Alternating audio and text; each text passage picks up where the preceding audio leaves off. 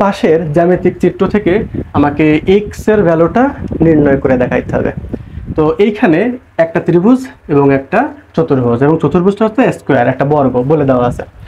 এখন এই ত্রিভুজটা আবার এই সাইন দ্বারা বোঝাচ্ছে এই ত্রিভুজটা হচ্ছে একটা সমবাহু ত্রিভুজ। তাহলে সমবাহু ত্রিভুজ হলে আমাদের এই যে কোণটা আছে এই কোণের ভ্যালু কত হবে?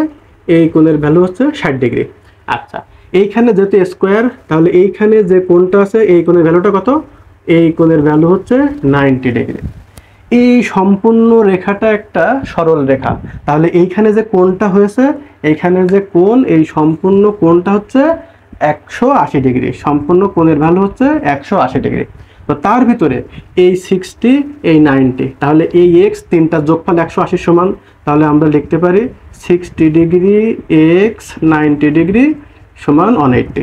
তাহলে x plus 150 degree equal to 180 degree. তাহলে x equal to 180 degree minus 150 degree equal to 30 degree. তাহলে এক্স এর ভ্যালুটা কত?